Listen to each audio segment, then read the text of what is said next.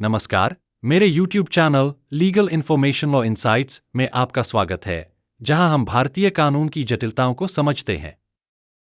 आज हम एक महत्वपूर्ण सवाल पर चर्चा करेंगे: क्या सिविल विवाद में आपराधिक मामला दर्ज हो सकता है? क्या सामान्य रूप से सिविल अदालतों में हल होने वाले मामलों में FIR दर्ज कराना वैध है? आइए इसे वास्तविक केस लॉस के साथ समझते हैं।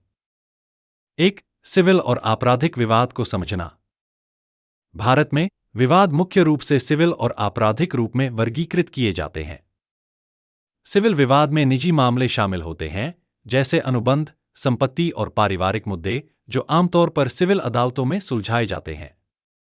आपराधिक विवाद, दूसरी ओर, राज्य या जनता के खिलाफ अपराध शामिल करता है, जैसे चोरी, हमला या धोखाधड़ी।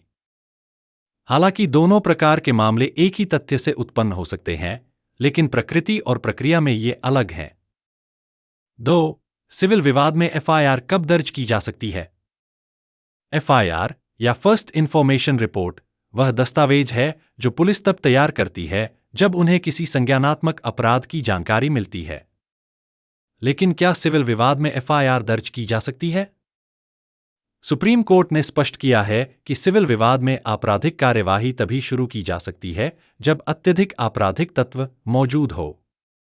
अनुकूल Singh we state of Uttar Pradesh 2025 के मामले में कोर्ट ने एक ऋण विवाद में दर्ज FIR को रद्द कर दिया, यह कहते हुए कि बिना पर्याप्त आपराधिक इरादे के सिविल मामले को आपराधिक मामले में नहीं बदला जा सकता। 3. वास्तविक केस स्टडीज। आइए कुछ वास्तविक उदाहरण देखें जहां अदालतों ने हस्तक्षेप किया। केस स्टडी: एक संपत्ति लेन देन विवाद। एक संपत्ति लेन देन विवाद में सुप्रीम कोर्ट ने भारतीय दंड संहिता की धाराओं के तहत दर्ज FIR को रद्द कर दिया, यह कहते हुए कि यह विवाद पूरी तरह सिविल प्रकृति का था और इसमें कोई आपराधिक इरादा नहीं था। केस स्टडी: रियल एस्टेट लेन देन। एक अन्य मामले में तेलंगाना हाईकोर्ट ने एक क्वाशिंग याचिका को बिना मर्म पर विचार किए खारिज कर दिया। सुप्रीम कोर्ट ने इसे संक्षिप्त और औपचारिक बताया और FIR में कई विसंगतियों की ओर इशारा किया, जिनमें तथ्य का अतिशयोक्तिपूर्ण विवरण और विशेष निष्पादन के लिए लंबित सिविल मुकदमे का होना शामिल था। 4. कानूनी निहितार्थ और परिणाम। एक मामले में FIR दर्ज करना जो केवल सिविल है, इसके गंभीर परिणाम हो सकते हैं। यह अनावश्यक कानूनी कार्यवाही, पुलिस संसाधनों का दुरुपयोग और व्यक्तियों के लिए अनुचित परेशानियों का कारण बन सकता है। अदालतों ने लगातार कहा है कि सिविल विवादों को सुलझाने के लिए आपराधिक कानून का दुरुपयोग नहीं होना चाहिए। 5. FIR कब उचित है?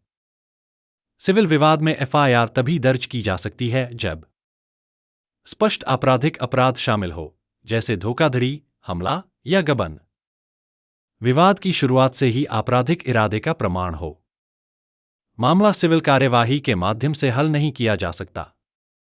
निष्कर्ष में, हालांकि सिविल विवाद में कभी-कभी आपराधिक तत्व हो सकते हैं, लेकिन दोनों के बीच अंतर करना बहुत जरूरी है। सिविल मामलों के लिए आपराधिक न्याय प्रणाली का दुरुपयोग न केवल कानून का अपमान है, बल्कि वास्तविक आपराधिक मामलों में न्याय में देरी भी करता है। किसी भी कार्रवाई से पहले हमेशा कानूनी विशेषज्ञ से परामर्श लें। इस वीडियो को देखने के लिए धन्यवाद। यदि आपको यह जानकारी पूर्ण लगा हो, तो कृपया लाइक, शेयर और सब्सक्राइब करें।